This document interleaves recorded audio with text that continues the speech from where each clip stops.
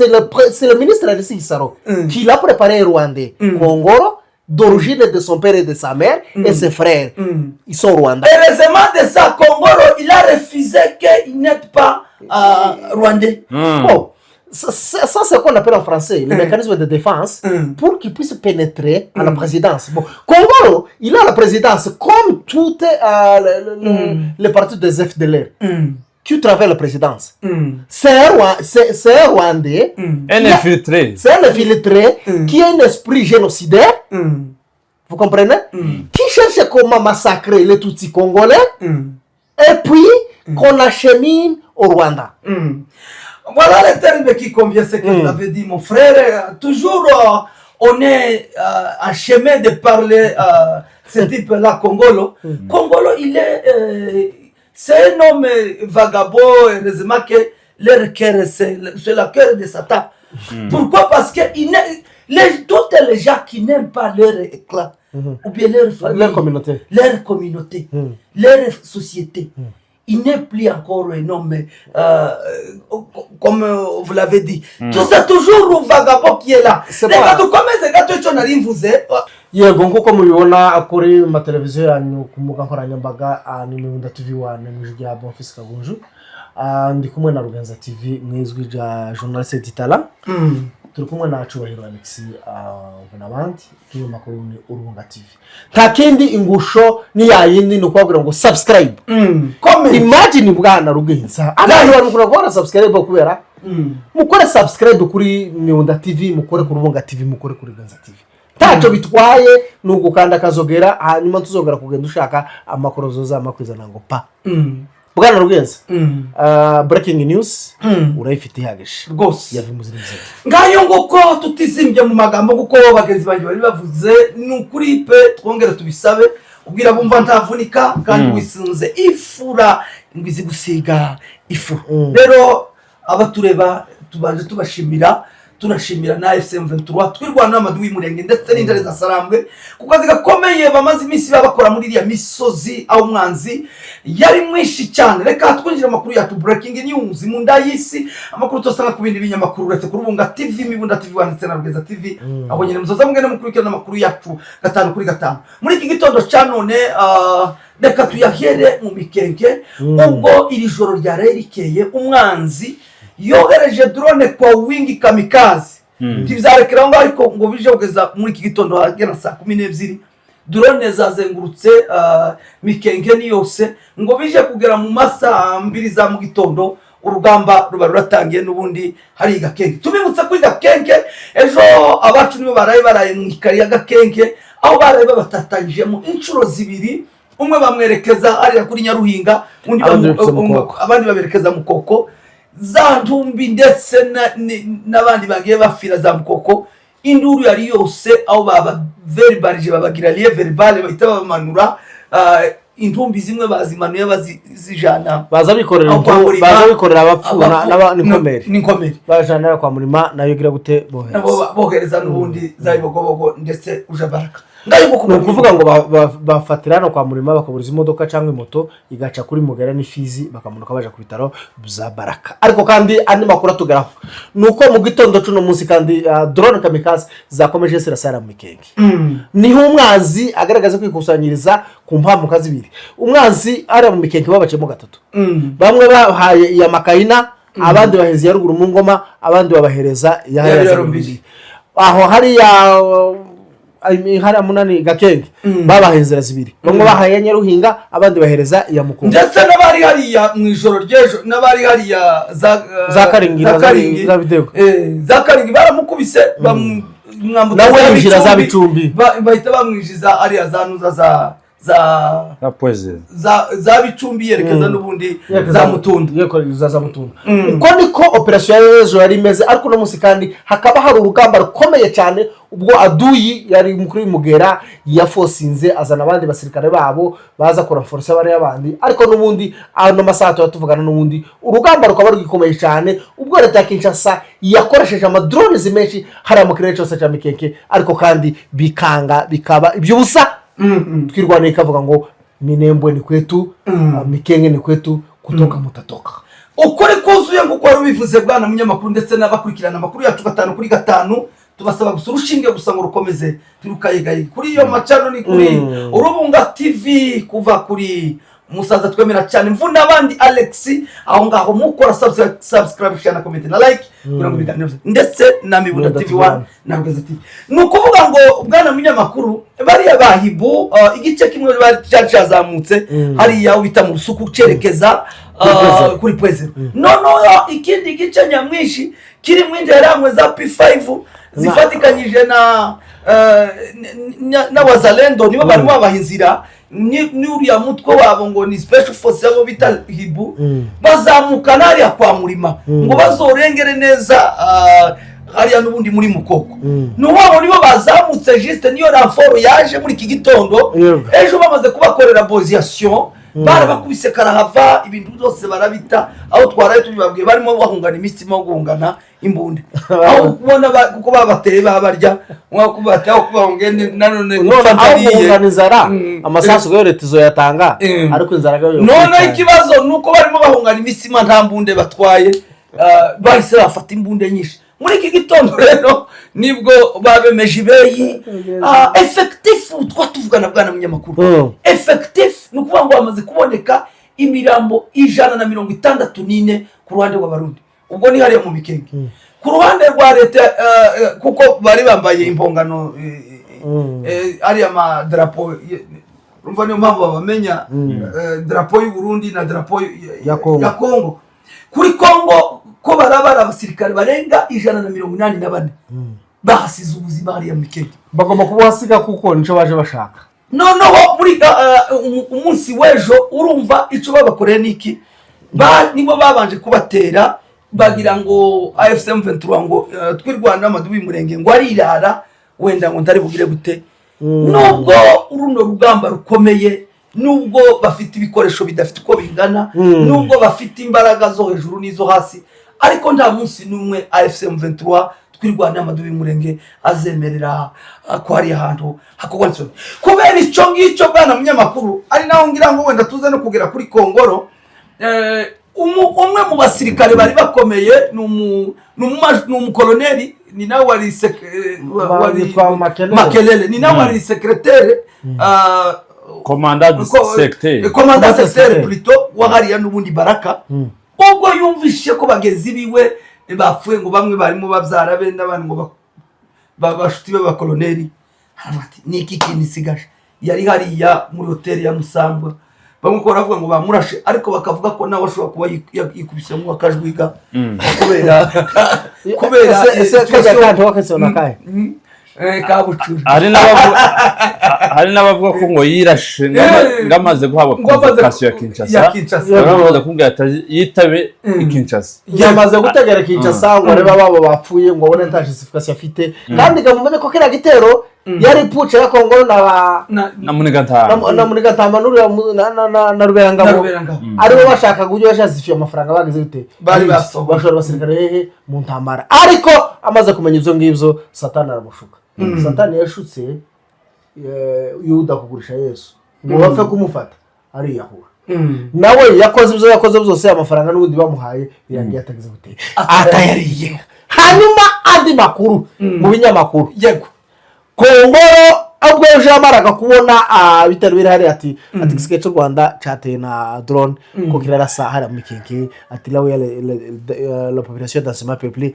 aho turaga benshi ariko igihe cyose barashe mu mirembo ku cyumweru Kongoro nariyendi none haje kuboneka umugabo ngaba ngo ingare ziyimba hindi tari yarayiregura baza neza kuzana Kongoro ninde bamushira kuri pano turavuga ibintu 20 za Kongoro bavugize nka njewe narimvuze nako nijana byoge icyambere ku mwanya wa mbere Kongoro reka ariko twamaduhera mu 2002 ari muri Ethiopia yarimo asensibiliza urubyiruko rw'abanyamurenge rwari hariya mu nkambi ya Ethiopia ngo ruje gutabara twirwaneho ababyeyi bacu bareke gupfa ngo bacire nukuvuga umunsi Gisegeti arara nuza muri Ethiopia mbere yuko za kurara muri Ethiopia nibwo haje kuza uwo bita Alexis Gisaro aza kuvugana na Kongolo, aho Kongolo arimo avuga ngo niwe president ngo wiki ngo yari yamubwiye ngo niwe president w'impunzi kandi akaba president ngo ukora muri gakondo. Bamuzanye Kinshasa bazi ko azahindura yahoze ari gakondo kuko Kongolo yakoragamo, niko kumuhereza akazi. Bamaze kumushitsa ibyiwe bibaye agatogo. Kongolo iwabo ni Kabarondo i Rwanda. turacyari reka tugende turacyari Ethiopia d'abord. Ethiopia nibwo yavuganye na Alexis Saro. Alexis Saro avuga ati wozana uyu iyo manipula muri gakondo akayangiza agatezamo umwuka mubi hakazamo umujyane amacakubiri tibumvikane. Ariyo yaye mugenda mumva ku social media ngo runaka ngo ndavugana n'uyu ngo mu Rwanda shaka uyu ngo yavuye mu bandi ngo kubera izi nyungu. Ni ya mico ni za puce za Alexis Saro noneho yazanye Kongolo bakomeza kugira gute kuzikina. N'uyu munsi ndabizi neza ko hari abihishemo turacyari hariya yagora arawutasha utarimusiga ngo amaze kwita ko ari we president n'ubundi wa gakondo hariya muri Ethiopia. Nibwo Gisaro yamuhamagaye ngo nihabemo guca ngo nacemo mutualité niko kwidurumbanya amaze kumwemera ko azamuhesha akazi. Kubera icyo gico Kongolo nawe ukunda rumuriganya ahita mubwira ati jewe kubera kuko ari je president n'ubundi wa mutualité y'abanyamurenge yose iri hano Ethiopia n'ahandi hose kwisi ndavuga rikisha ngene ko muzoza nkabakira noneho nkabona uko tubagubanya tubagira gute tubajana n'ubundi kuri leta ya Kinshasa.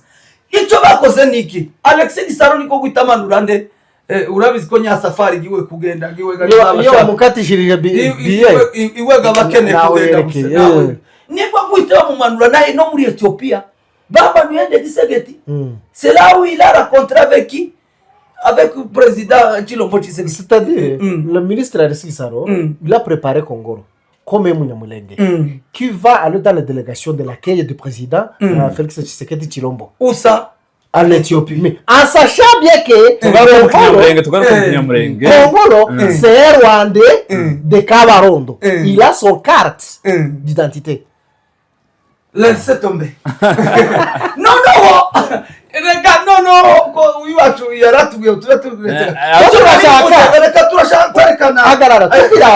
turashaka ngo abatarabanyamurenge bumva uko puce c'est-à-dire le théâtre c'est le ministre Alexis Saro qui l'a préparé rwandais. Kongolo d'origine de son père et de sa mère et ses frères ils sont rwandais. Heureusement de ça Kongolo il a refusé qu'il n'ait pas rwandais. Bon, ça c'est ce qu'on appelle en français le mécanisme de défense pour qu'il puisse pénétrer à la présidence. Bon, Kongolo, il a la présidence comme toutes les partis des FDLR qui travaillent la présidence.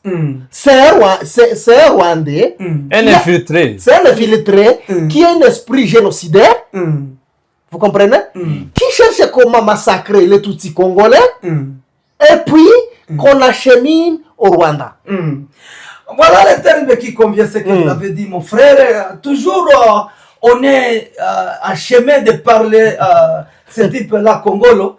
Kongolo, c'est un homme vagabond, heureusement que leur cœur, c'est le cœur de Satan. Pourquoi? Parce que toutes les gens qui n'aiment pas leur éclat, ou bien leur famille, leur communauté, leur société, il n'est plus encore un homme, comme vous l'avez dit. Tout c'est toujours un vagabond qui est là. Les gars, comme ces gars, tu n'as rien vous êtes. Au Congo, il vagabond, il est vagabond. Moi, Marie, tu as causé ni kibwana mnyamakuru.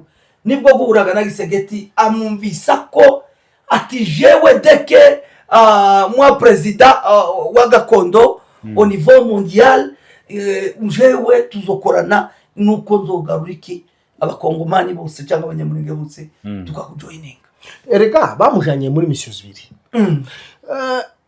Mission ya mbere kwari kumujana ngo abashe kugerageza kuzacamo Gakondo n'amahoro n'abarwana. Iyo tuvuze Gakondo n'abanyamurenge. Yego, iyo tuvuze Gakondo n'abanyamurenge kuko yabaga muri board. Noneho bamujana kugiye kwiteza mu mwuka mubi ngo ayicemo. Muri bukana zageze Kinshasa nibwo batangiye abanyakinshasa kwimpoza ngo komite ya Kinshasa ni mutualité ya Kinshasa nive mu zindi mutualité ive muri gakondo ari mekanisme izanye na Kongoro ngo hamara kuhashika asanga inzira imwe yari gukoresha une seule chemin qu'il allait utiliser pour être bien aimé au président Tshisekedi, c'est la trahison de ce frère. Il a commencé par le général de brigade. Le général Pacifique Massouzou. Pourquoi? Parce que Pacifique Massouzou, c'est une personne qui avait une collaboration directe avec le président Tshisekedi. Dès que le Congo est arrivé à la présidence, Massouzou, il a été suspecté. Et puis on l'a acheminé en prison. Et c'est lui le fondateur de Akagara. C'est lui le fondateur de Akagara. Et c'est bien lui qui l'a sollicité, le Congo. Mais malgré, il y a des personnes qui n'ont pas le même métier. Il y a vous savez, Congo, même si tu peux faire tout les actes de Congo, c'est l'acte comme des sorcelleries. C'est comme un sorcier. C'est comme un sorcier, je sais que je peux dire. Pourquoi? Parce que Ouriamoutype, c'est un homme vraiment qui n'en a pas même le remerciement. On l'appelle un bandit. C'est un bandit. C'est un bandit. C'est un homme, en tout cas, c'est des mots mirobolants. C'est un escroc. C'est pas un escroc gentil. C'est un escroc ennemi. Bon, c'est pourquoi, quand il conseille le président Tshisekedi, il ne donne pas le conseil de la constitution du pays. Il donne le conseil d'acheter des drones, de tuer les Congolais, de massacrer les Congolais, toutes les catégories.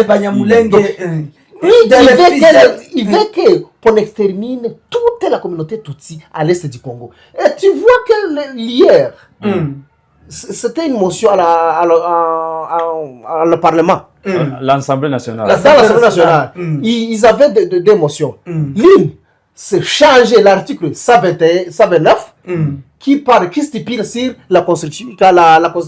La Constitution du Congo, article 119, n'autorise pas le changement de constitution quand le pays est en guerre. Dans l'état de guerre. Et c'est pour cela que même ASM 23, il a refusé justement. Qui a dit que vous savez il y a trois états, il y a trois périodes. On ne peut pas changer la constitution. L'un, c'est quand un pays est en guerre, on ne change pas la constitution. Parce que le parti qui est en guerre, vous avez une même constitution qui gère tout le pays. Tout l'étendue du pays. Deux, je peux dire que quand le président meurt, ou soit quand le président quitte le pouvoir, quand il y a l'intérim, il n'y a pas le changement de constitution. Quand il y a l'intérimaire, s'il y a le président intérimaire, on ne peut pas changer la constitution. C'est ça. C'est-à-dire, la période où nous sommes, l'est du pays est occupé par AFC. Quand je dis l'est du pays, c'est Nord Kivu et Sud Kivu.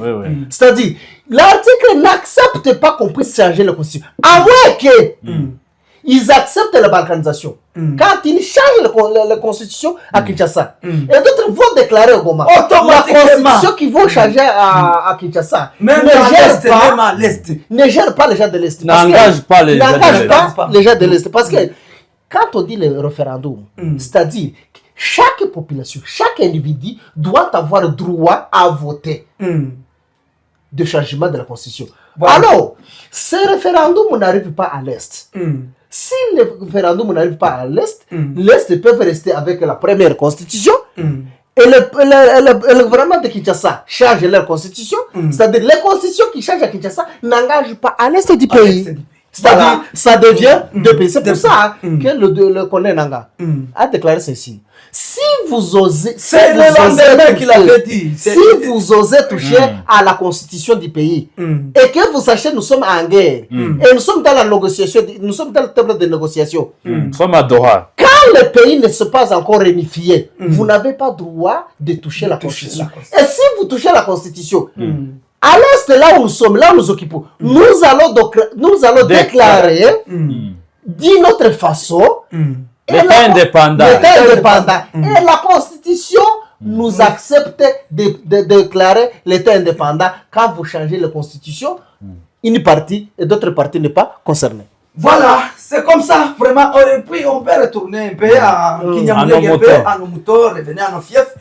ubu nyine twatuvugana se qu'on peut parler pe nuko Kongolo ngo arangize icya gatatu kugeza ubu nyine ngo agere hariya Kinshasa abatangiye guhindura iriya societe n'ubundi mutualité ngo ive kushikama gakondo abarabivurunganye abona atari noneho kararegwa ibintu bingahe birenga 8 icyambere kabarerekana diplôme d'état ya 2009 yafatiye kuri ambasade ari Gikondo akerekana diplôme ya licence ya 2007 yafatiye Bukavu bakerekana aho avuga ngo nta bene nyina n'umwe uri mu Rwanda uwo bita Serge yavugaga ko wari umukongo atari umunyarwanda bakamubwira ati umuntu aba umunyarwanda ryari iyo se na nyina bafite ubwene igihugu bw'ico gihugu ariko arakantu badukosoyeho tuze no kwasubiramo ko Kongo itemera na rimwe double nationalité. Congo n'accepte la double nationalité. Il n'accepte pas. Si tu veux être congolais, si tu acceptes d'être congolais, il faut annuler la première nationalité que vous l'avez. Avant que Congo change la nationalité, il allait d'abord déposer les cartes d'identité du Rwanda. N'abaza afata ikarita yiwe ayijane mu burasirazuba ababwira ati no dès que moi je suis toujours conseiller de la présidente de la République. Je dépose les cartes d'identité. Les documents. Tous les documents. C'est pas facile, qui peut changer la nationalité. Pendant le période, il peut changer la nationalité. Mais c'est pas ça dire que pendant qu'il occupe le poste de la conseiller présidentiel, il doit d'abord démissionner. Il doit avant d'accéder à la poste d'être avant de déposer les documents. Avant de déposer les documents qu'il allait d'abord déposer, avant qu'il y ait le poste de conseiller présidentiel, il allait d'abord demander la nationalité. Qu'il soit congolais, après avoir nié la première nationalité qu'il avait le Rwanda. Voilà, c'est ça que je peux dire seulement, c'est pour céder d'abord la nationalité congolais et céder encore leur emploi, qu'ils stoppent leur emploi. Pourquoi? Parce qu'ils ne peuvent pas aller au Rwanda avec, comme ça, avec main libre. Moi-même, j'arrive ici au Rwanda pour votre identité rwandaise. Il y a la probabilité là-bas. Il ne peut pas changer le poste aujourd'hui. Ce qu'il doit faire aujourd'hui, il doit être condamné par l'article qui stipule dans la Constitution. Être infiltré. C'est bien lui l'infiltré. Il n'a pas la carte d'identité du Congo. Et la carte d'électeur qu'il en a, c'est une carte frauduleuse. En 2018, la période d'élection, il était en Éthiopie. Il était en Éthiopie. Il n'était pas au Congo. Il était réfugié. Il était réfugié en Éthiopie. En 2022-2023, il devait le conseil présidentiel en disant qu'il est congolais. Mais en Éthiopie, là où il était président de la Rwandophonie. C'est pas le Banyamulenge.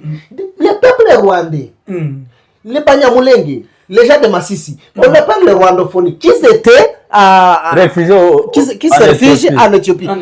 Le président était congolais.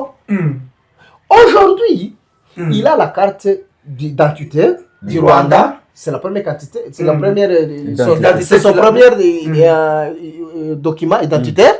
La deuxième, c'est la carte d'élection congolaise, frauduleuse, parce qu'en 2018, il n'était pas au Congo, il était président en Éthiopie. 3, il est rwandais de père et de mère. Il ne peut pas nier aujourd'hui qu'il n'est pas rwandais, alors que son père vit à Kanyama. Même leurs frères, ils habitent au Rwanda. Même leurs parents, ils habitent au Rwanda. Même leurs maisons, ils sont toujours. Ils construisent au Rwanda. Ils ont construit beaucoup de maisons. Dernièrement ici, sa femme a quitté c'était en Suède. Il était au Rwanda chez eux. sa femme, il était au Rwanda chez eux. Il n'y a pas un mois. On connaît tout et tout, mon frère. Moi-même, c'est un type de fraude. C'est un fraudeur. C'est un fraudeur. Essayez de comparer ces documents. 2007, il a le diplôme d'État Le diplôme d'État au au Rwanda. Rwanda. 2007. 2007. En 2009, ils étaient. Commençons par le diplôme d'État. Diplôme d'État. 2007, c'est un diplômé au Rwanda à l'ambassade Du Congo. C'est Gikondo. Yeah. 2009, un diplôme licencié. Licence à Bukavu, à Congo. l'ISP. 2 ans. Il y a un intervalle de 2 ans. Et qu'il a un diplôme de Et licence, c'est 5 ans. Un diplôme de licence au Congo, Mais c'est 5 ans. Là, vous avez commis l'erreur un peu. 2009, c'est là où Il a obtenu son il diplôme. a obtenu son diplôme. C'est le contraire. Yeah. C'est le maintenant. C'est le contraire. contraire. En 2019, Le diplôme, c'est il a 2009. obtenu son diplôme. Le diplôme, c'est 2009. Yeah. Et puis, la licence, c'est le diplôme de 2016. licence, c'est 2016. Donc, il va commencer par les licences. C'est Pour terminer. dire qu'il a commencé sur Il a commencé à la licence pour terminer par en examen d'État. À l'examen d'État. Le Vraiment, le fraude c'est arrive à la vrai. fin. Mu ncamake ku bantu batumva wenda turangize wenda reka mvuge gutya narivuze ngo ahubwo yakanaga ko nta bene wabo bari hariya anavyo bamubaza ati ni ukuvuga ngo byose ni nayo mpamvu n'ubundi wawugura amadoroni ngo wice bene wanyu b'abanyamurenge bari rugo umucana uyu mugabo yacanye ni ukuvuga ngo azogira ituta no ku menyo kuko ngo arangize kikubwira tarakana mukuru we wita Serge ko baramamwerekana ari icyagata kongora kwavuga ngo ni ukuvuga ngo iriya identite yiwe uko reka tunabisubiremo wenda n'abatumva igifaransa babyumve iriya identite yiwe se cyangwa irangamuntu yiwe yayifatiye Kabarondo Kongolo bigira umwami Kongolo Jacques Kongolo ni ukuvuga ngo hariya nta robi irimo nta bya AI ngo wenda ngo ni original textuellement ukuri kuzuye ibyangombwa n'ibyiwe byuzuye ngo amare kugera hariya ikindi ahandi yakomize rele nuko yafashe abari bahamugejeje arabamanipira arabaverbaliza abagira liye verbal ni ukuvuga ngo yaje ari umufroderi kubera ko ari umufroderi atinya ko bazovuga ukuri niko kubanza kubigizayo mu buryo bwo kubigizayo niko kuvuga ati Masunzu akorana n'u Rwanda Gasita nawe ntitumwizeye ari muri plane muze mu mwicazi Nyamushebwe ari hariya nawe nicara aho ba metere muze Nyarugabo bari hano nawe sispe batangira kubashakira abafunga yaragiye gufungisha nanuzana Mukiza Nyabaharira ni deuxième personne ubarukuriye na police nuza tutegereze troisième Bisengimana mwari bagiye kufungisha ni Mukiza Nyabaharira buriya Bisengimana yakijijwe n'undi muntu ndavuze mu izina ariko Kongolo yari yamurangije yarize gucika ubu nawe ari Imana imumugisha n'umurame waracitse mu grand frère azaga kuyobora ku bwa FC uzogaruka bishaka kuvuga iki Kongo urucira mukasa atwaranye bishaka kuvuga iki Kongolo araza guteza Kongo ibyago bibiri icyago kimwe cya mbere yatumye Kongo yica abaturage bayo uwafite misiyo kurimura bari abaturage kugira ngo noneho muri Este tiyakabeho abanyamurenge n'abanyarwanda bazonamuvuga ikindi cya kabiri gahutaho ureba ni ukuvuga ngo tubwize turaja muri geopolitike Gisegeti nawe ari mu mazi abiri bamwe ko baravuga ko abaturage ko ni gute umunyarwanda ashobora kuba infiltré w'umuinfiltré ashobora kwinjira kugeza abaye conseil wa president bivuga ko ari president ari n'uyu nguyu ni igihugu caragurishijwe titwagira gute titwabimenye bakongera bakavuga ko ese ikosa worisha kurinda hagati aho ikosa riri kuri bigira umwami cyangwa riri kuri ikosa ndabigira umwami bisa birasabirana ikosa ndabigira umwami ikosa ni ryagise la faute c'est le monsieur ministre Gisaro non c'est bien lui qui l'a recommandé kilangaje Kongolo Là-bas, il n'y avait pas l'engagement. Non, On n'a on est- pas fait les tests. Il est nommé Il est nommé. par le C'est-à-dire, président. il est nommé par on appelle l'ordre présidentiel. C'est qui a C'est-à-dire, donné l'autorité? C'est lui qui lui a donné le président Kongolo.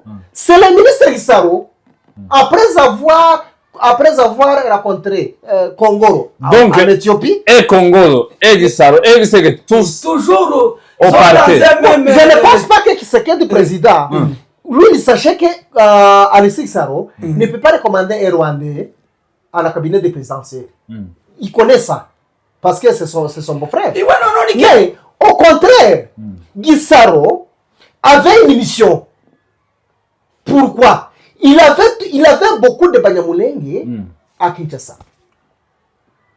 Hein? Il y avait beaucoup de Banyamulenge à Kinshasa. Mais il a triché la personne Non. en Éthiopie qui va les aider à exterminer le peuple Tutsi à l'Est. Mais ce Chilombo, il a des agents de renseignement. Il ne est-ce peut que pas vous croyez que être Chilombo- trompé par un est-ce ministre. que tu croyais que Chilombo, il peut être trompé par le ministre Gisaro? Il a des Mon agents de frère, ça c'est renseignement. du mensonge. Moi, je ne peux pas accepter. Pourquoi? Parce que La faute, c'est la le faute, responsable. c'est le responsable, président de la République. Seulement, ce n'est que ça. Il ne faut pas exagérer. Vous avez suivi sa parole, le parole présidentielle de Est-ce que vous savez que... On lui a posé pourquoi tu extermines le peuple Banyamulenge à l'Est. Qu'est-ce qu'il a répondu? Il a dit les Banyamulenge sont des Congolais. Et encore? Et vous dire que je ne veux pas la haine au Banyamulenge, j'ai un conseiller. J'ai engagé. C'est-à-dire, Tshisekedi ne connaît pas Congo. Congo, il est venu avec les cartes d'électeur. Et les cartes d'électeur, ce n'est pas une carte d'identité. C'est une carte d'électeur. Et Congo, c'est un rwandophone. Avant que Gisaro recommande Congo au président Tshisekedi pour être nommé comme un nominateur, comme un conseiller présidentiel. Il allait faire des enquêtes. Qui? C'est lui qui l'a recommandé. C'est le monsieur Gisaro. Non. Le président dit lui-même que moi j'ai engagé dans mon cabinet. Vous croyez? Mon Nyamulenge Congo. Ce qui a fait. Il y a les manœuvres qui se font. Qui est chargé d'engager les gens dans le cabinet présidentiel. Écoutez, Ce n'est pas Gisaro. Ce n'est pas Gisaro. Écoute-moi ceci. Ce n'est pas Il y a une chose que vous niez. Écoutez qu'au Congo, quand on cherche un Munyamulenge, on passe par Gisaro. non, c'est pas ça qu'on passe par Gisaro. À cette période, Congo, plutôt Tshisekedi, il cherchait un qu'on appelle Munyamulenge, qui va l'aider à exterminer les Banyamulenge. Il n'allait pas engager un Munyamulenge d'origine pour exterminer ces peuples communautés. C'est pourquoi il a cherché un infiltré. Un soi-disant Munyamulenge. Après avoir au pouvoir, après arriver au cabinet présidentiel, qu'est-ce qu'il a fait? Il a dit que d'abord, il faut qu'on cherche comment à effacer toute la communauté, les mutualités des communautés Banyamulenge qui sont à Kinshasa. L'association. Vous voyez la période. Quand il y avait la guerre à l'Est, il y avait la communauté Banyamulenge qui était à Kinshasa. Chaque fois, ils allaient à la présidence. Plaider la doléance, dire que chez nous, il y a ceci, il y a ceci, il y a ceci. Et vous vous souvenez, quand Moïse Nyarugabo était au Parlement, il disait, Aminembwe, le jamais, le gouvernement, nous mourrons chaque fois. Le gouvernement, vous avez une mission de protéger ces populations Banyamulenge. Il disait souvent, que là où les Maïmaï passent, et là où il y a... Mais on l'a accusé un Munyarwanda. Et là où il y a les FRDC, on l'appelle une distance d'un jet de pied. C'est-à-dire, mais après que Nyarugabo a quitté le Parlement, et le parlementaire qui était... Gisaro. Non, un parlementaire, Cléa de Gisaro, c'est... Lewis. Lewis. Quand Lévis est arrivé, Rukema. écoutez ce scénario. Quand Lévis Rukema est arrivé à Uvira, qu'est-ce qu'il a fait? Il a demandé aux Zalendo, il a demandé à l'FARDC, il a demandé à toutes les milices, il les a mobilisés de dire que soyez debout, combattre l'ennemi. Et l'ennemi, c'est qui? Et l'ennemi qu'on parle, c'est qui? C'est les Banyamulenge qui sont à Minembwe, qui sont à Rurambo et qui sont à la haut plateau de Vira. Essayez d'exterminer. Il a recruté, il a sensibilisé. Exterminer. Écoute ceci. Comment vous pouvez sensibiliser les gens à Uvira en disant que on va annexer Minembwe au Rwanda en passant par où? Avant qu'on quitte le Rwanda jusqu'à Minembwe, on passe à Uvira. C'est l'imaginaire. C'est les zondis. C'est les zondis. Qu'est-ce qu'il a dit? On va annexer le haut plateau de Minembwe, on l'annexe au Rwanda. En passant par où? On n'annexe pas Uvira, on n'annexe pas Bugarama, on n'annexe pas Bukavu, on n'annexe pas Goma, on n'accepte pas Kaziba, Bushi, qui est proche au Rwanda. On n'annexe pas le prince de la Ruzizi, mais on annexe Minembwe. Est-ce que Minembwe va passer par où pour arriver au Rwanda? Est-ce que vous croyez que Minembwe c'est un véhicule qu'on peut... Minembwe, Même c'est le véhicule a besoin de routes. c'est pas le véhicule. Minembwe, c'est pas... Nous n'avons même la route de traverser, de quitter à Minembwe vers le Rwanda. Non. Pourquoi? Parce que... Écoute ceci, Minembwe, c'est pas une terre portable qu'on peut déplacer de la manière que vous voulez. C'est le terre que Dieu a créé, tel qu'il a créé d'autres milliers. On ne peut pas enlever Minembwe. On la porte par par tête, par brancard, par où, pour qu'on l'annexe au Rwanda. Si on aura l'annexe de Minembwe au Rwanda, on va commencer par l'État est jaloux, l'État est jaloux. Et puis on arrive à... Merci pareillement mon grand frère, l'État est jaloux et je sais bien pour les gens qui nous suivent. Essaye un peu de synthétiser uribuka en Kinyamulenge. umuntu wakoze bino bintu byose umugome wakoreye Kongo ubugome ni Gisaro. Gisaro yarazi neza ko Kongoro aje ari umugome, yaraza ko ari umugome, ngo amare kumuzana ari umugome, amuzana ari wa mugome uje kurimbura ubundi bwoko, ashaka umugabo utagira imbabazi w'ikigoryi uzomenya kubesha ni machine robot. Noneho amaze kumugeza muri presidanse, ndibaza ko Perezida Kisekedi azi ko Gisaro ari umunyamurenge, tiyotekereza ko yozana undi muntu wo kwica ubwoko bw'iwabo. Ariko uwashakwaga n'umeze gute? Yari umeze nka Kongoro uzabafasha kwegizekita mission. Bazanye Kongoro, noneho bafata no muri parlement bashiramo Lévis Rukema. Lévis Rukema ageze Uvira, ico bita ngo première itinérance, amanutse muri mission, muri conscription aravuga ngo wazalendo muhaguruke musimame, wa civile muchukue mpanga, shoka, kisu, on les appelle en français les outils tranchants. Et l'armée prenait les armes, combattait les étrangers. Donc les trucs au niveau. Combattait Twirwaneho, parce que Twirwaneho sont des Rwandais. Bafite n'uburyo bazafata buriya butaka bwo mu Minembwe bakabuhindura u Rwanda, nico bashaka. Ico bari kose ababwira ngo bazabuhindura u Rwanda. Naka ile se ku Rwanda bazoshyira. Abari ko bakayile bari kukarengeza. Bazafata imisozi ya Minembwe n'indondo bayirengeze gutya ku gipoyo bayikoreye bayenexe Rwanda noneho igire yambi. Yabaye se yashakaga portatif yabaye ngo yaragize igihe kinini ari umushomeri ashaka kwipositiona mu kazi, aravuga ati malgré que abazapfa bose ariko nzafata jewe ageze muri parlement nta munsi n'umwe arazamura umushyongo uvuga ngo tukora fi wacu. Kongora amaze ko conseil présidence iminsi myinshi ayigira Bujumbura, nuno muhutu wane Bujumbura winani Ndayishimiye mu kugira ngo bashaka uburyo neza, ngo yarababwiye ngo bazabaza karakarere ko muri est ngo nyene yaravyivugiye aravuga. Reka wenda turangize amakuru ni menshi ku ya Kongoro, turaca mukore episode par episode kuri 20 aho ejo bundi yari mavugirira bembe ngo iwe bamwumye ngo umugeni ngo yari yavyariye ngo mubembe nawe iwabo baramwa turavuga ngo n'ubundi umunyamurenge nta mubembe wigeze yanga umunyamurenge uretse Kongoro twabyumva aho Kongoro ahaguruka akavuga ngo niba ushinzwe kurakorota se cyangwa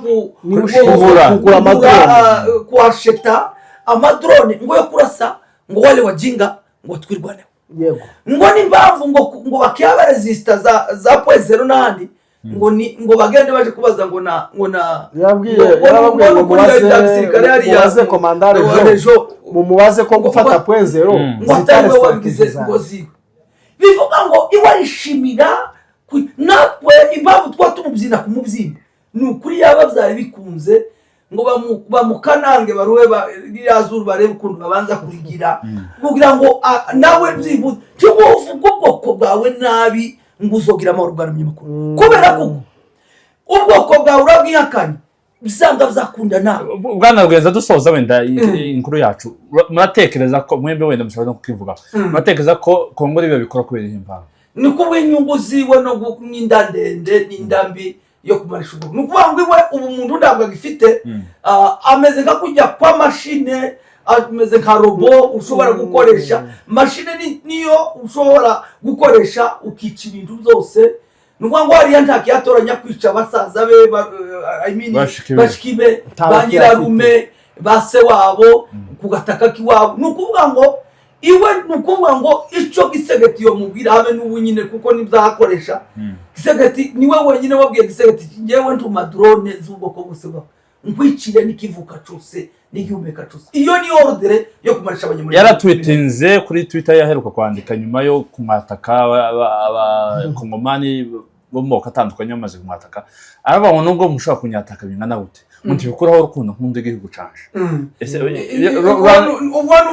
kwica abo wita ko ari bene wanyu nibwo rukundo igihugu cyo wavuga ni ikihe nico afite carte d'identité aya nico afite mu akazi reka ndakubwira hari aho afite akazi ariko ari tekeza ko yakabivuga kubwo kurengera akazi ke biriya no kuvuga kurengera akazi kiwe ariko yarababwiye ati njewe nubwo mwogira gute timwotuma nanga igihugu canje nico gituma azavuga ngo agiye kugura amadrone ngo yo kurwanya abanyarwanda akaje gutera mu minembwe ko ndiyotera kakabaro drone hari hose na nyine n'abakuru be n'abantu iba hariya mu minembwe no nariya hanze nta muntu uri guhaba famiye bose iri Rwanda afite imbabazi za hariya zande umuntu azatekereza ngo hariya ni hapfa hopfa mwene data hopfa afite amazu arayubaka zanuza za Nyamata hehe afite basebuko afite hano za umugore w'interagore maso no kuvuga ngo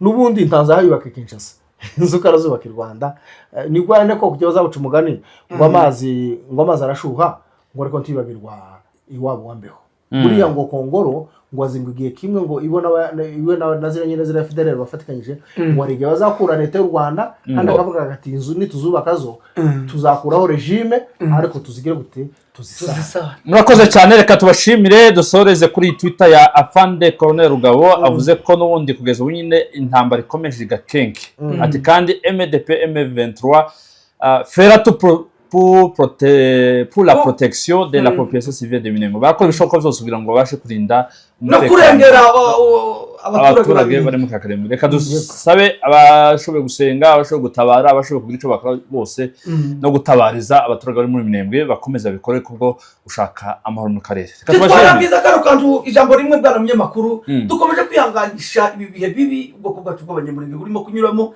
ubwo ndavuga abaturage bose abaherereye bose kwisi bagwana shaka dukomeze dutabariza n'abacu bari mu kaga gakomeye abo leta y'u Burundi ndetse na leta ya Kinshasa bihagurutse mu mugambi wo kumara ubwoko bw'abatutsi bo muri Sud Kivu cyane ndetse no muri Nord Kivu. Tukaba dutabarije ababishobore bavuge, abatanga imisanzu bayitange kwa wingi, abatabara muze dutabare niyo kuko nta yindi mwaye ya pas d'autre moyen n'ukwirwanaho kuko niyo nzira yonyine izotuganisha ku mahoro arambye. tubibutse rero nguko bisanzwe amakuru yacu nakagenda kagaruka ariko tubasaba tujuru undi tworeka kurangiza tukababwiye ni subscribe share na comment na like kugira ngo ibiganiro bizaza bikomeza ese ko dusoje tutavuze aba majoro mu Burundi n'abandi 10 n'abanga ngo biripotinze iyo nkuru ntimwayibona twayabonye twayagarukaho ariko twabakubita bakubita mu magambo abiri n'ubundi dukomeza ndakuri kuko hari amakuru meza avuga ko majoro mu Burundi yishikirije cyangwa se yiripotinze mu maboko yatwirwaneho n'abasoda barenga 10 yego ayo n'amakuru yizewe nyuma yo gukubitwa bikabije muri Mikenke bazaho banyura ngo sonde mutura mwiza no kubura ko bagira babuze ko babigenza ariko ubu bari mu maboko meza ntaco batwara ariko bahise bazana n'ibikoresho yagize ubwenge bivuga ko ari umusore ngo umututsi ukuntu akaba yararebye ngo akarengane ngo bakomeje gukorerwa ukuntu aribo babashigwa imbere ariko akarebye nyuma yo gukubitwa muri yango akarebye avec l'état yicuye gukinga bukeye umusirikare hari ukuba ufite gukora ikintu ariko wareba inzira uri kugikoramo ukayibura ariko ukaza gufashwa nikivutse ni ukuvuga ngo yari afite kuva mu gisike cy'u Burundi yari amaze kumenya ko babaye misiyo yo kwica abaturage bazanye n'imbunda nyinshi rwose bazanye n'imbunda abona ko barica abaturage b'inzirakarengane abura ukwaza iyo atekereza kuza mbere bari kumurasa noneho ngo wavuke kiriya n'ibijya abanyamurenge bazava ngo sakindi zivyari kiri noneho we yamaja mu ndani matekwa ni nyinshi banafashe by the way hafashwe matekwa nyinshi habe na nuza ni Gakenke bazifashe ejo nyinshi aho bari mwashira imbunde hasi bavuga ati twende turwana rwose Reka dutegereze ico ubuyobozi bivugaho nimba bazifashije ko n'abafashwe mpiri tubitegereza kucama iby'icama gitangaza niko biza ko bigenda turabashimiye mwe twabanye muri cyangwa se mu mwanya mwagize neza kubana natwe 5 kandi dukomeza mu kubasanga kuko bagenzi banje bavuze subscribe kuri ibi binyamakuru kuri 3 Runga TV Rugenza TV ndetse na Mibunda TV1 murakoze cyane nabo ta yego amadu ko rero wari kubanga bw'izuma mwanga bigatinda niwe twemera cyane cyubahiro n'abandi kuva ku kinyamakuru n'ubundi cha Runga TV kabana na mugenzi wanje Mibunda TV amazina ni Bonfils Kagunju televiziyo Mibunda TV ni televiziyo mugire gute twagikunda naje uri kuri microphone ni Rugenza TV mwijwi rya journaliste Dita amadu bimure intereza salama